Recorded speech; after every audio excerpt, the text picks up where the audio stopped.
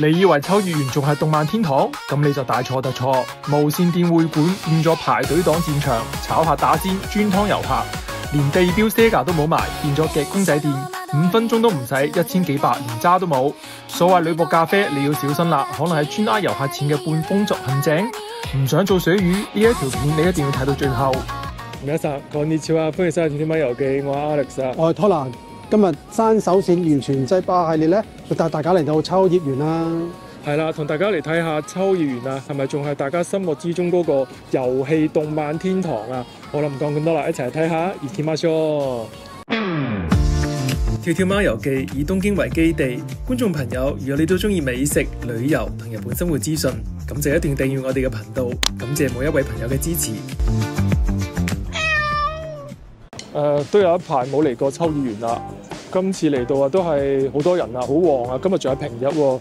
我哋今日第一個目的地咧，就係我眼前嘅呢一個無線電匯館啊，日文叫做 Radio Kaigan 啊。呢度好犀利啦，好巴閉啊！知唔知咩地方嚟啊？我就唔好清楚啦。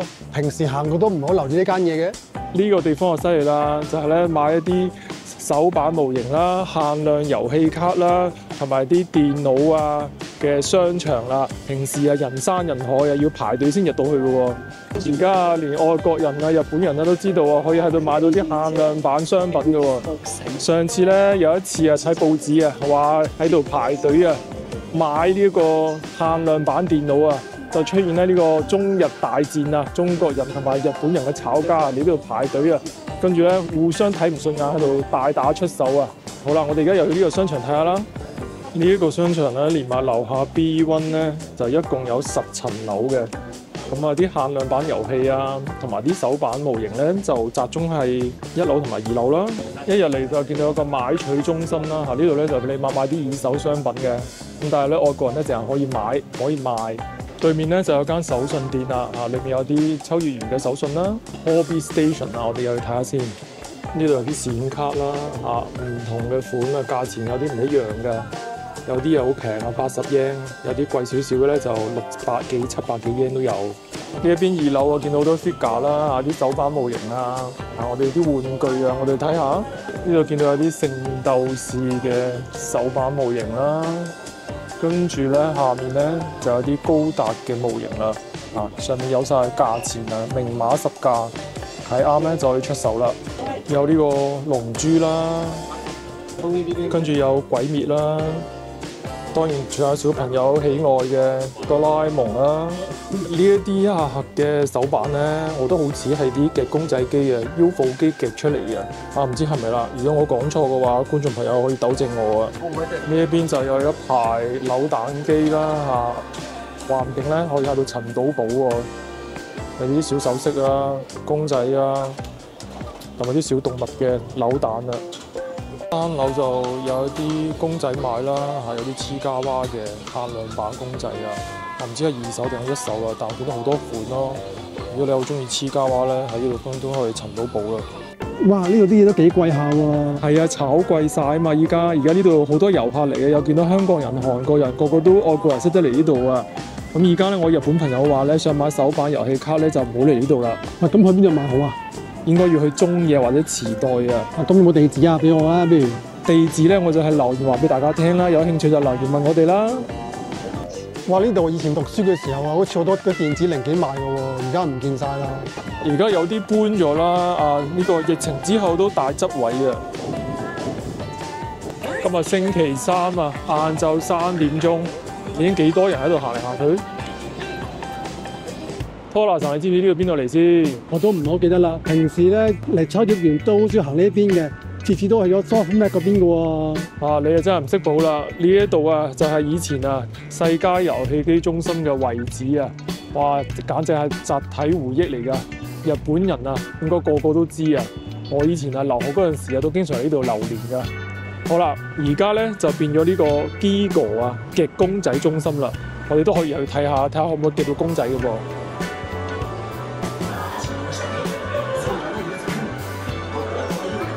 哇！呢個 Liva 團長好型喎，想要呢個喎。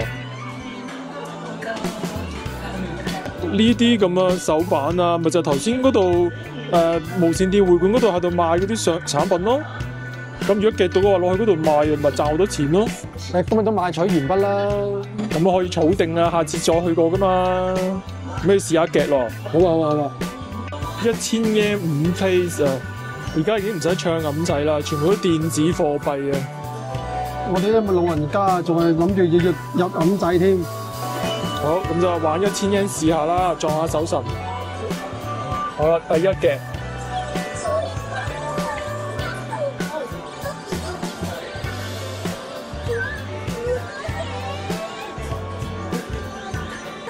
好似得喎，好似得喎，已經搖搖欲墜咯喎。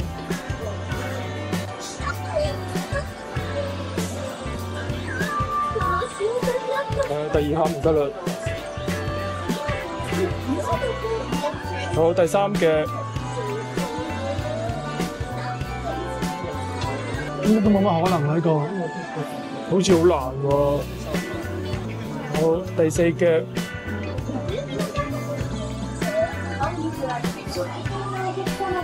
有啲機會啦。哎呀，爭少少，爭好少好少啊！已經第5隻啦喎。第5隻睇下得唔得啦？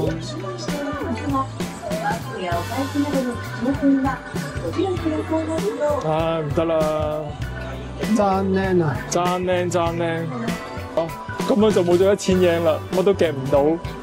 但其實真係爭好少啫喎，佢定住少少。佢就係引你嘛，想你入多1000 yen去夾啊！嗱，好多朋友咧嚟秋葉原咧，可能受到呢個動漫啊，或者呢啲女僕次文化嘅影響啦，或者上嚟見識下嘅。有啲朋友可能想去呢個女僕咖啡店啦，女僕咖啡嘅。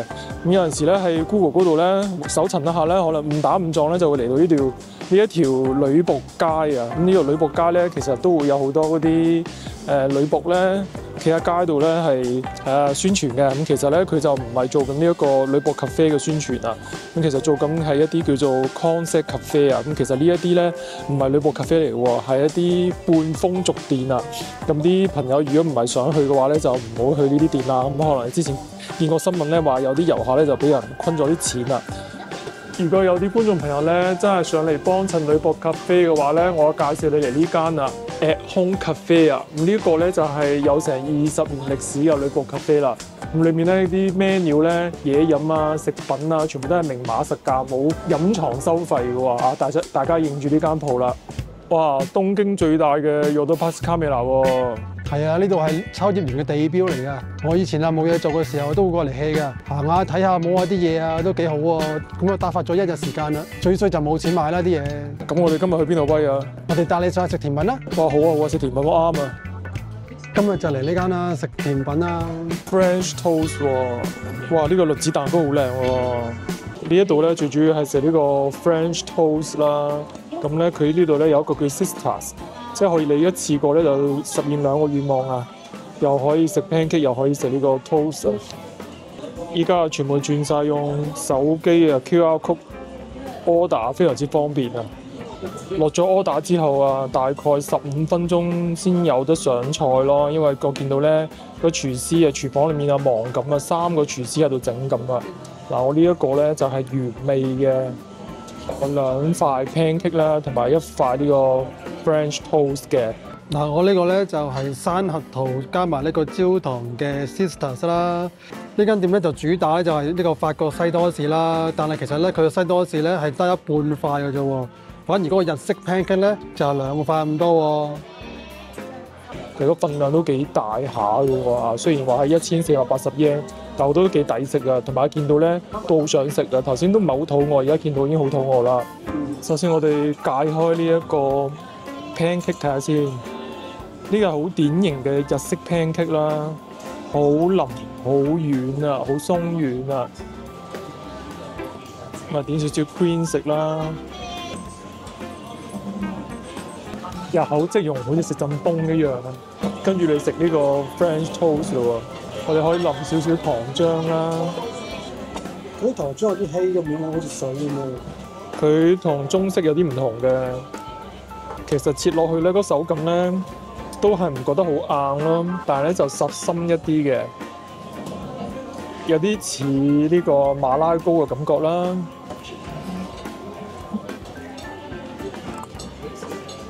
French toast 咧就蛋味濃郁啲嘅，同埋咧就有少少口感啦。然之後兩樣咧夾埋一齊咧有得比較咧，我覺得都幾得意喎。首先試下呢個咩嚟先？哇！呢個雪糕嚟㗎，咖啡雪糕啊！好啦，食下呢個 pancake 先。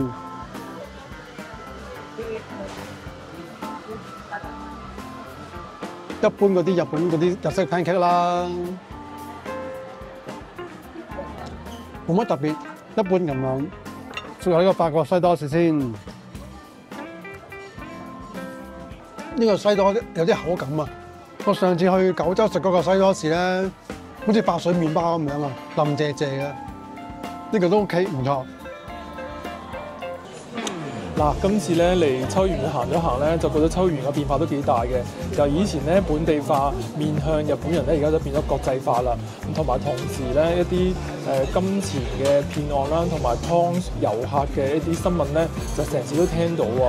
咁我覺得有少少失望啦。